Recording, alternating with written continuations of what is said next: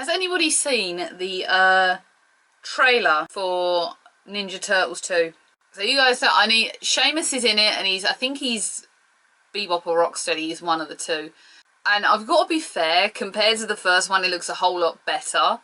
But since Michael Bay made it, and he put them in skirts, and he's put them in shorts, I still don't want to bloody well see it. The point of the Turtles is that they hate human clothes, but you're putting them in clothes. And you still hired Megan Fox as April O'Neil. She's not even red-haired. My response to it? Good morning, good afternoon, good evening. Hello, creepy friends. Welcome to Slams and Bobs. It is the final WWE pay-per-view of the year this Sunday, which is TLC. And we have a 6-match card.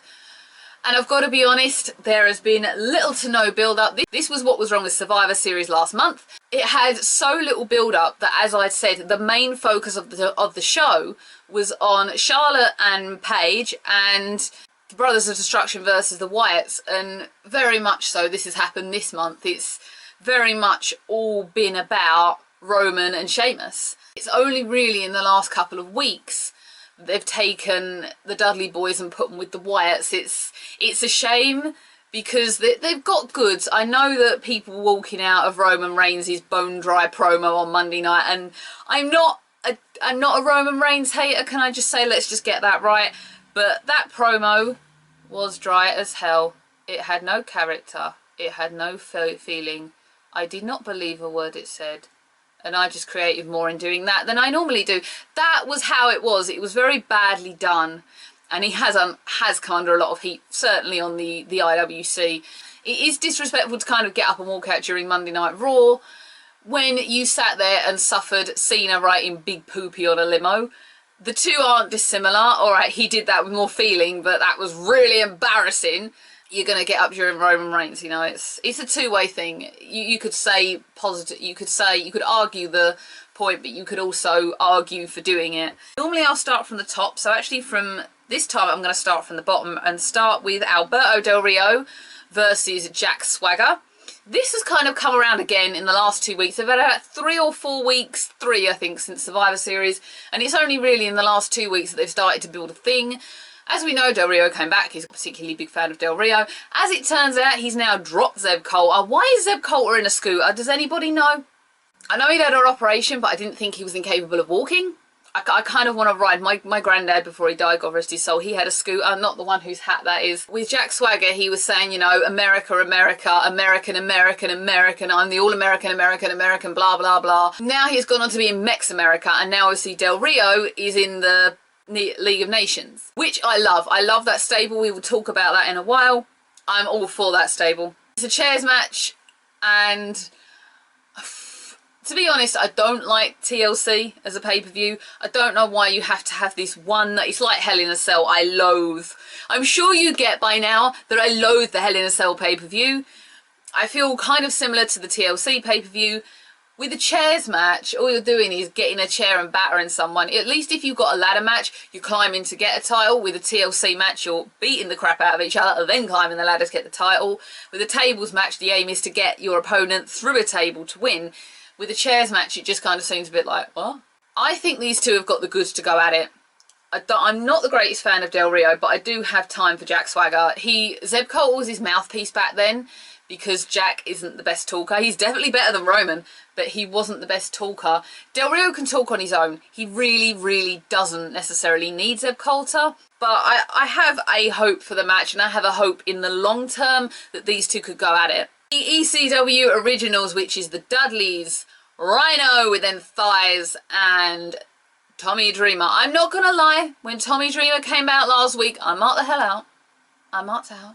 It was exciting. I know there's going to be no cheese grater involved on Sunday, but I can hold out hope, right? Versus, of course, entire Wyatt family. This is an 8-way elimination tables match, so it's kind of got a Survivor Series tinge about it, because they made so many traditional matches last minute in Survivor Series that the problem was that where you used to have the build-up of each team fighting each other and then all-out war occurring, we don't have that anymore. The Dudleys' own tables matches, I would love ECW to reign supreme and get real ECW. Do I hold out hope that's going to happen? Heck no.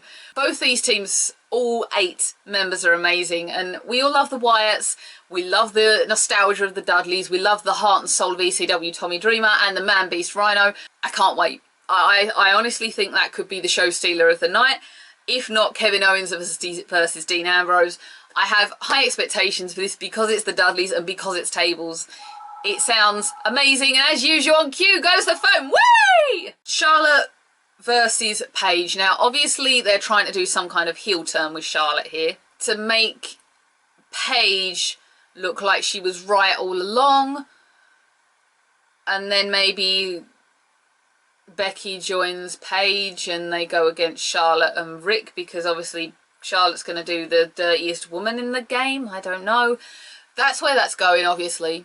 Alright, these two have had phenomenal build-up since last month. For the last few months, really. Since probably, what, October? This has been building. I believe what they're doing. I love what they're doing. Paige is being quite charactered. It makes me... Natalya seems to have vanished again. But yet she was sort of saying, Paige is being a cow, but, you know, I want to join this team. So what's going to happen now? Is it going to be that, you know, Natalya comes back, we're second generation, we're the best, blah blah blah. You know, we're going to go against you lot, even though Paige herself is like second or third generation. We could have that. That would be amazing. That would be incredible to see. I wish it was a stipulation of some kind. I wish it was like a women's tables match. I really do. I would love to see that. The last time we saw that was Beth Phoenix and Natalya versus Lakel. I remember that match. It was amazing, even though Lakel were in it. I think they can hold a good wrestling match. We're at a time where we're trying to give divas a chance, where we want the wrestlers to come out, but you need to then sit back and watch what they're doing and realise from what we had with Kelly, this is so much better. All right, they've got a way to go. They've got a lot of crap to still expunge out of the main roster, quite frankly. They've got to get rid of a lot, and only when they finally get rid of that caliber of certain type of non-wrestling woman will things finally start to change direction. Do excuse me, the doors went. I'm getting delivered Christmas presents left, right and centre, and none of them are even mine. I've just ordered it for everybody else in the house. We're getting there with the divas, we really are. And yeah, they still keep screwing up. Yeah, there's a few bits they do wrong, but is it better quality? Have we got some proper passionate women actually in front of my eyes right now? Hell yeah. So we have to kind of take what you're seeing and try not to judge it too harshly. I know it's not Kaylee Ray and Jimmy Havoc and Nixon Newell and El Ligero in a ladder match, which I saw a couple of nights before, where I actually saw a WWE, and it was amazing. It was freaking awesome. You were all amazing. I was just sat there going, and yes, Kaylee Ray is the only redhead who should be in the company. Eva Marie just needs to get the hell out. She is part of the problem. Try to see beyond the faults and think back and try and appreciate what they're doing, because they're working on it. And it's the likes of Paige and Charlotte and Becky and Sasha that are going to make this go far. So please don't judge it too harshly. I look forward to it. I want Paige to win. Just saying, I got a team with my Brit, you know. So we have next a match that's kind of feels like a revitalised edition of something that happened in 2000. It's a three-way ladder match for the tag titles. We have the Usos versus the New Day versus the Lucha Dragons. I think these 6 or possibly 7 if you include Xavier with his trombone, I just feel like this could be magic. I really do. They've got the goods there. And they have got everyone, I think, who watches this, certainly who was watching in 2000, is going to sit there and think, you've got to try and beat that. I think we're all thinking that. So they've really got to come up with the goods on this one. And I really hope they can do it. I think the Lucha Dragons are going to do some insane big flips and different spots. I would like to see them win. I think the Usos will probably get it over the Dragons, or maybe New Day will retain. I would love the Dragons to have it, but don't think they will. I don't think they've quite got enough steam yet. I need them to have just a little bit more. But if they got it, I would be a happy girl. That this could be spectacular. I think it might open the show. I'm not quite sure. But I'm just sitting there going, please, please, you've really got a hard act to follow. And I think they know they all have. I want them to make magic. I really do. Kevin Owens versus Dean Ambrose. This is a singles match and has no stipulation. which I'm kind of bummed about because I would like to see Dean Ambrose just kill someone in an Extreme Rules match, because that's what he does. That's what the Lunatic Fringe does. I would like to see Kevin Owens join the League of Nations. There was some speculation that he was supposed to, but because he was ill last week with his little boy, bless their hearts, he couldn't be at Raw. Obviously, he was pretty ill because people have performed ill on Raw before. I think Paige said it once herself, if you're injured, you sit out. If you're hurt, you carry on. I saw that on a Tough Enough clip. But I would like to see him join that. They need a Canadian. I also think Charlotte should join the League of Nations as well. They need a girl. All good stables like that should have one woman. And they said, oh, we found no good Americans to join in.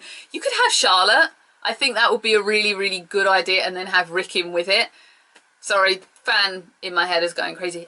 These two, again, can have a quality wrestling match. And I look forward to seeing that. I think if there's going to be a wrestling match of the night, going to be this one. Stuff like the Triple Threat ladder match, it's not, I don't care as much if it's not perfect wrestling. With something like Dean Ambrose and Kevin Owens, they probably should have a quality wrestling match, and I think they can. Kevin Steen Owens is amazing. Last match is obviously the World Heavyweight title match, which is Sheamus versus Roman Reigns. Obviously, the League of Nations and Roman Reigns' little family, I think it's something, they're coming up with a name, which is the Usos, Dean Ambrose and himself. They're obviously all going to be involved at the end. I would dare say that the New Day might get involved, which means someone else is going to get involved. I don't know where it's going. I'm a bit concerned that the two of them can't quite hold a TLC match on their own. And my expectations are a bit lower than they probably should be for this match. I'm not as hopeful for this as I am for something like the Triple Threat ladder match. And that is the whole TLC card. Up until now, I see no pre-show. There probably will be something. I think there might be maybe a Stardust and something involved, because Stardust is so amazing. Cody Rhodes is freaking excellent. And I haven't seen Goldust since Survivor Series, so maybe they could have another little pre-show bout. That would get everyone in the mood, because him and Goldust are just amazing. And the characters and the characterisation, Cody Rhodes just seems to have taken it to a whole other level recently. Also in the news is apparently that Sting has to have neck surgery. I think we all knew that was coming. And I also read somewhere that this might be the end of Daniel Bryan's career. Do we even know what's wrong with Daniel Bryan? I don't. That was TLC. There may or may not be a post-show. It seems like when I do post-shows, they're not really worth it. So maybe we'll just do this little sum up and be done with it. As usual, I'm going to try and keep a little Twitter thing going. And if you would like to come in the BWR chat room, the link will be down here. There's a few of us in there.